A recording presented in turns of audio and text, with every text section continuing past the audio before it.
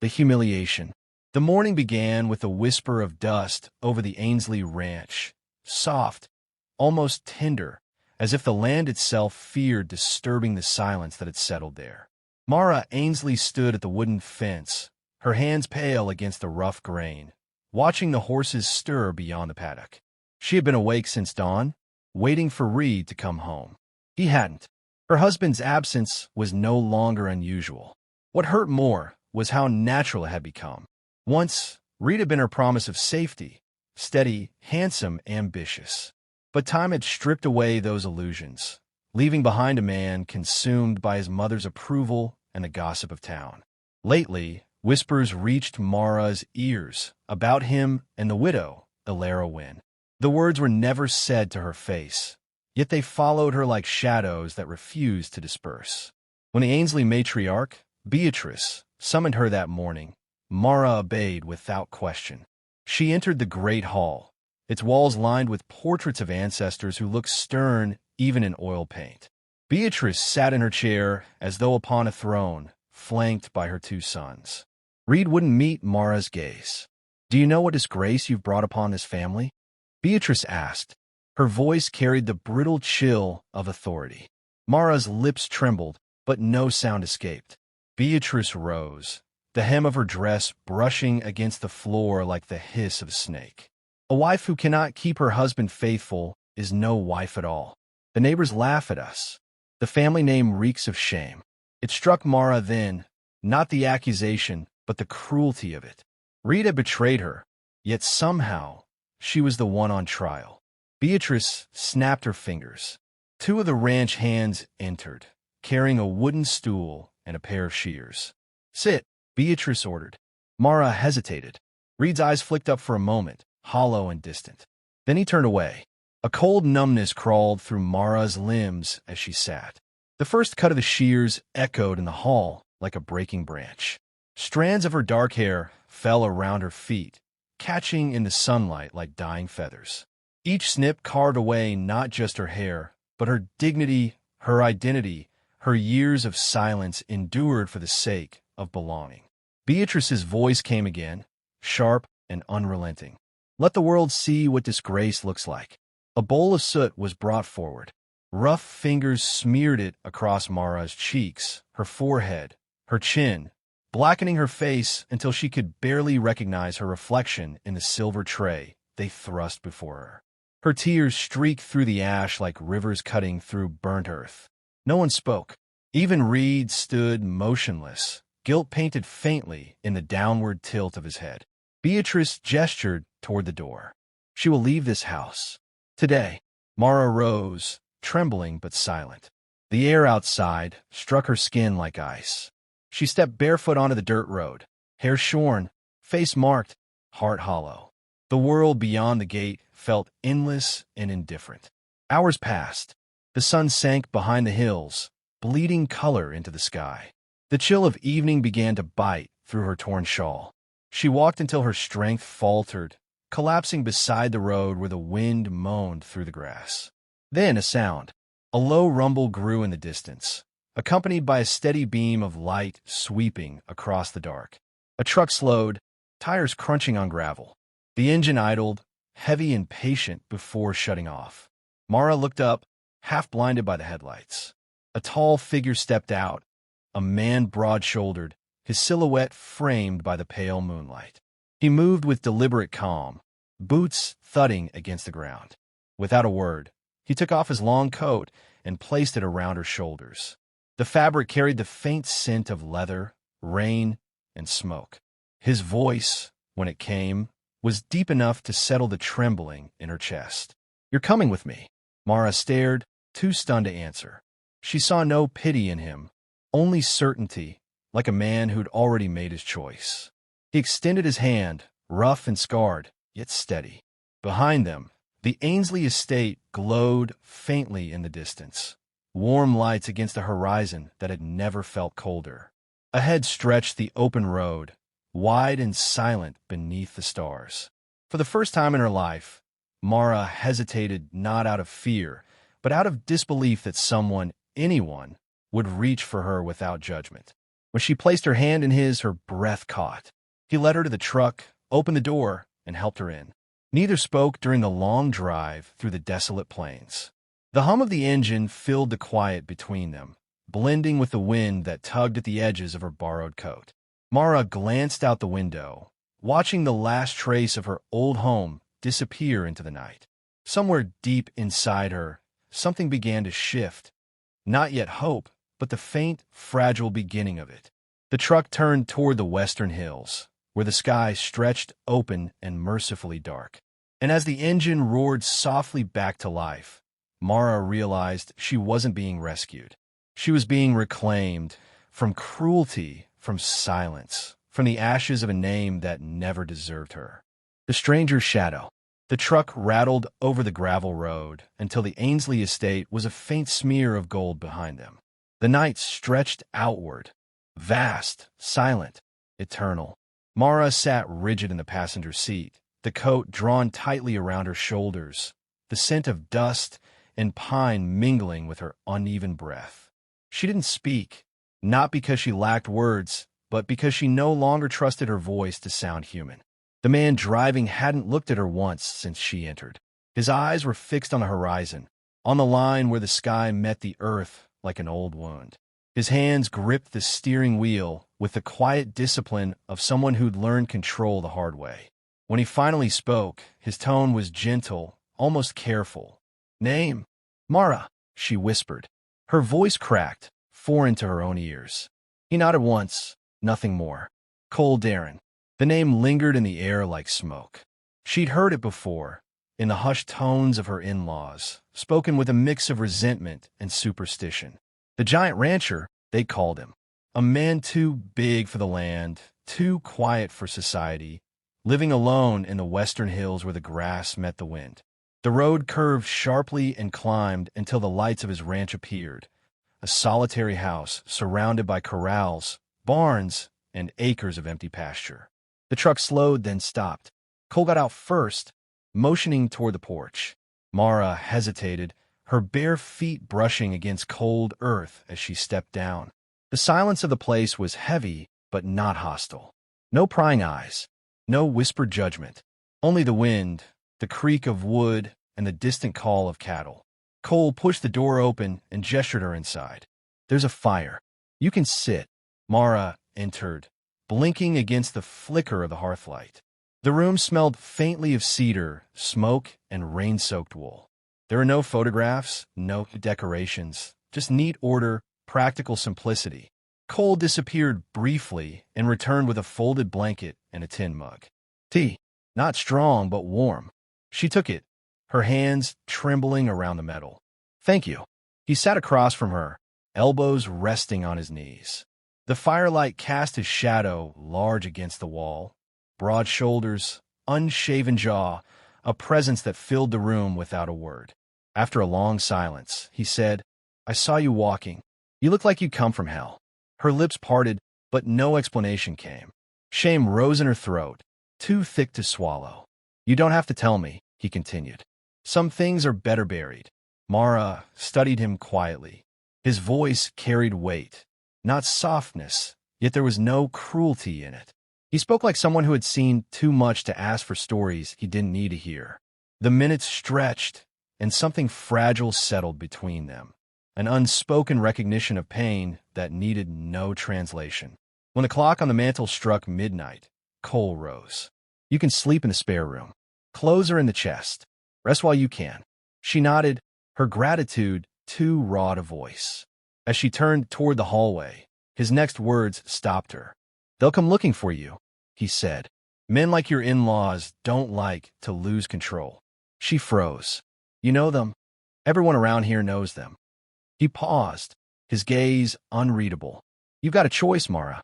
Stay here, find your footing, or go back and break the cycle yourself. But you don't do either until you're strong enough to stand." The weight of his words lingered as she stepped into the small room. The bed was simple but clean, the window open to the scent of sage and wind. She sat down, the blanket rough beneath her palms. For the first time in years, there was no one shouting orders, no footsteps pacing outside her door. just the steady rhythm of rain beginning to fall on the tin roof, a rhythm that lulled her toward uneasy sleep. At dawn, Mara awoke to the sound of hoofbeats.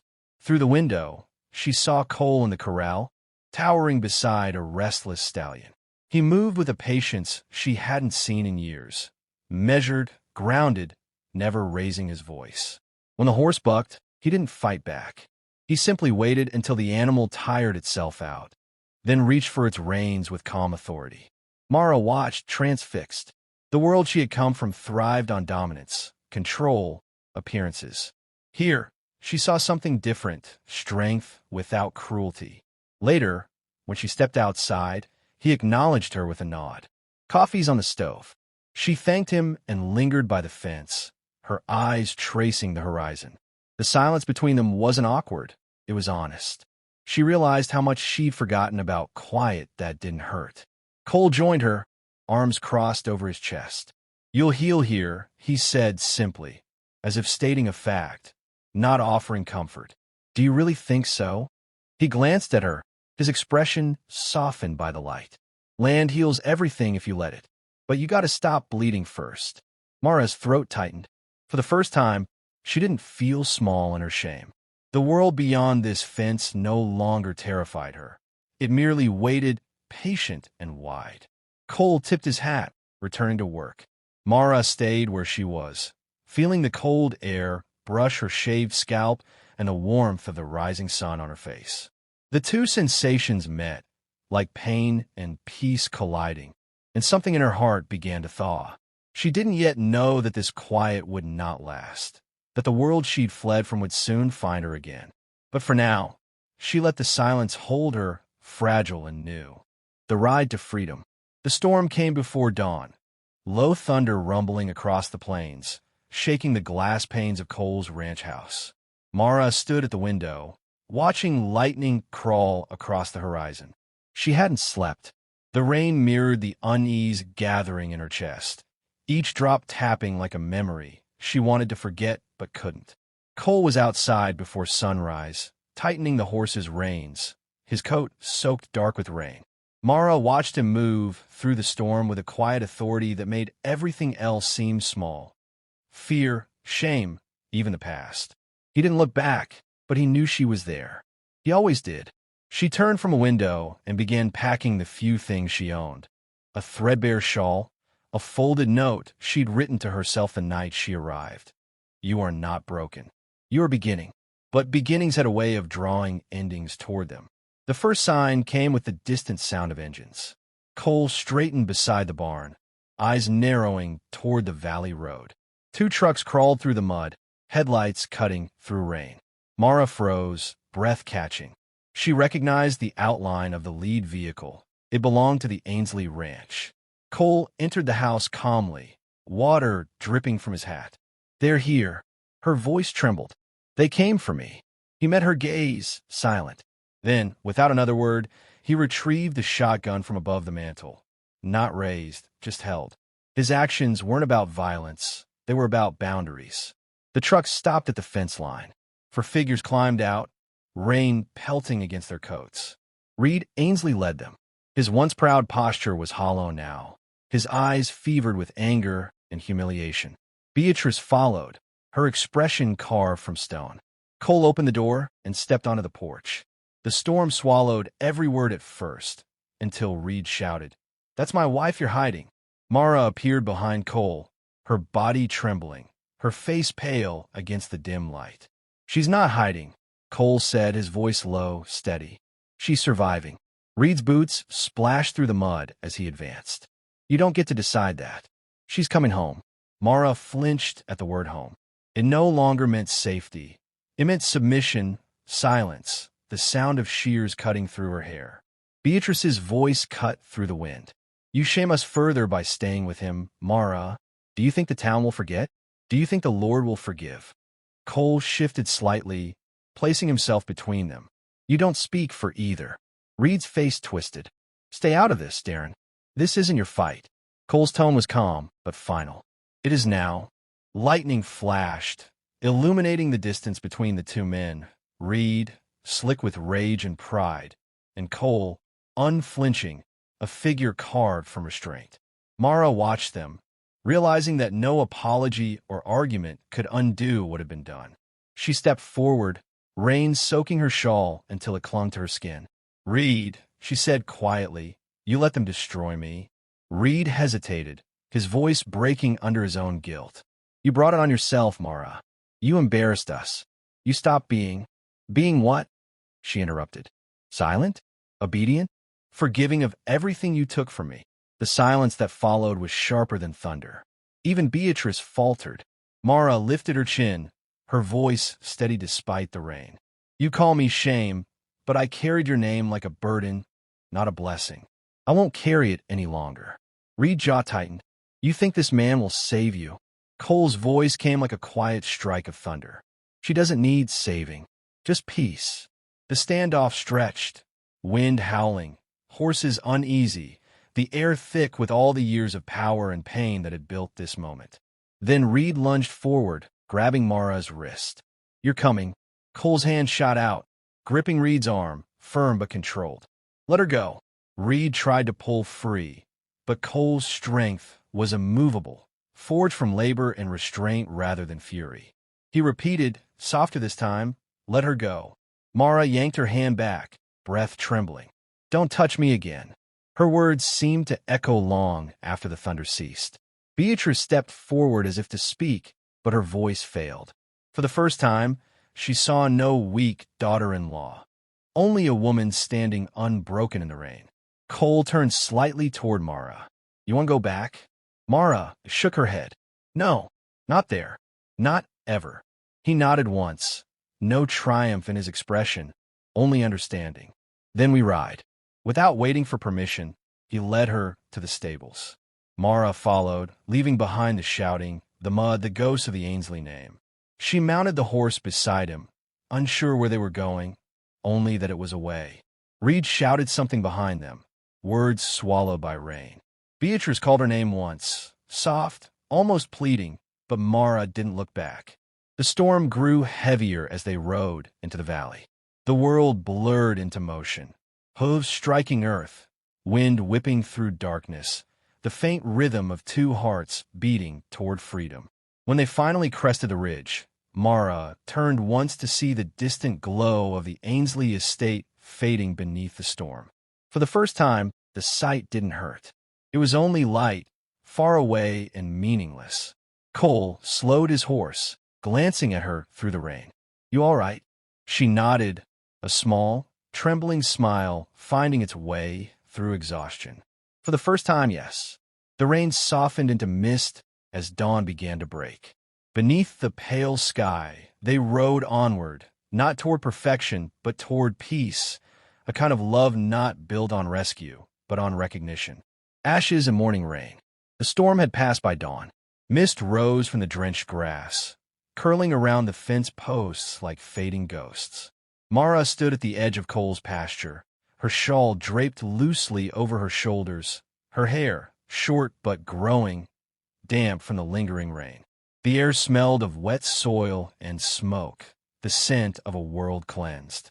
They had returned to Cole's ranch at sunrise, weary but lighter somehow. The night's confrontation had stripped away the last remnants of fear that bound her to the Ainsley name. Now, silence felt different, not hollow, not punishing. It was the sound of peace waiting to be learned. Cole approached from the barn, his stride unhurried, his presence as steady as the land itself. He carried 2 mugs of coffee, steam rising in the cool morning air. When he offered one, she took it with both hands, grateful not just for the warmth, but for the gesture, quiet, unspoken companionship. "They won't come back," he said simply. Mara nodded. "I know." Cole leaned against the fence beside her. His shirt was damp, sleeves rolled up, revealing the faint scars of a life worked into his skin. She wondered how many times he'd rebuilt something that others had left broken. Fences, barns, maybe even people. "What happens now?" she asked. He studied the horizon before answering. "You build again. Maybe slower this time. Maybe stronger." Mara exhaled, her breath trembling as it met the cold air. "It feels strange to have nowhere to return to." Cole's voice softened. Sometimes that's how you find where you belong. The simplicity of it struck her more deeply than any sermon she'd ever heard. She looked at him, not as the man who had saved her, but as someone who had offered her space to exist again, unowned, unjudged. Over the following weeks, life found rhythm. She rose early, tended to the hens, learned the ways of the land under Cole's patient instruction. He rarely spoke of himself, but she learned him through observation. The way he always paused before cutting wood, as if asking the forest permission. How he fed the stray dog that refused to come close. How he never once mentioned her past, even when others might have. When the Ainsleys' downfall reached their quiet corner of the valley, it came not with fanfare, but with whispers carried by traitors. Reed had lost the estate. Debts, scandal, and Alara Wynn's betrayal had hollowed him out. Beatrice had retreated from society, her pride crushed under the weight of her own cruelty. Mara listened without satisfaction. Vengeance no longer interested her. What they destroyed in her could not be returned through their suffering. It could only be rebuilt through grace. One evening, she found Cole repairing the corral fence as the sun bled orange across the hills. She handed him a fresh nail, their fingers brushing briefly. The touch startled them both, not with passion, but with something gentler, recognition. "You work too much," she said. He smiled faintly. "You talk too much." For the first time, she laughed, quietly, freely. The sound startled even her. He looked at her then, really looked, his gaze steady yet uncertain, as though asking for permission to feel something he'd long buried. "You're healing," he said. "Maybe," she answered. "But healing doesn't feel like what I thought it would. It's not a return. It's something new." Cole nodded. "That's the point." They worked in silence until twilight deepened. When the first drops of evening rain began to fall, Cole gathered the tools, but Mara stayed by the fence, watching the fields darken. "This rain," she murmured, "it's softer than before." "Because you're not standing in the storm anymore," he said. She turned toward him, and though the faceless world of their story showed only silhouettes, her posture spoke volumes. Open, unguarded, steady. He reached into his coat and withdrew something wrapped in cloth. When he unrolled it, she saw a simple wooden comb. "Made it for you," he said awkwardly. "Figured you might want it." Her throat tightened. She accepted it slowly, running her thumb along its smooth edge. "It's beautiful." "It's yours," he replied. The words lingered, more intimate than a confession. Not possession, recognition. Mara lifted her head to the sky. The rain began to fall harder, tapping softly against the earth. She closed her eyes, letting it wash through her, carrying away the last remnants of soot and memory. When she opened them again, the world looked clean, the horizon wide and waiting. Cole spoke quietly beside her. "You ever think of leaving this place? Starting over somewhere else?" She smiled faintly. "I already did." They stood together until the rain eased into mist. Behind them, the small ranch glowed with lamplight, humble, alive, whole. Ahead stretched a field reborn by the storm. Mara reached out and took Cole's hand, not with desperation, but with certainty. It was not the grasp of rescue, but of recognition. Two people who had known loss and found, within each other, the courage to begin again. As the night deepened, thunder rolled faintly in the distance, but it no longer sounded like warning. It sounded like rhythm, the pulse of a world that, against all odds, kept going. Mara looked once more toward the sky and whispered, half to herself, "When they stripped me bare, I thought they took everything, but they only cleared the ground for something new." Cole didn't answer. He didn't need to. The silence between them said more than words ever could. The rain softened into a steady patter, and somewhere beyond the hills, dawn began to break again. This time not as a beginning, but as a choice.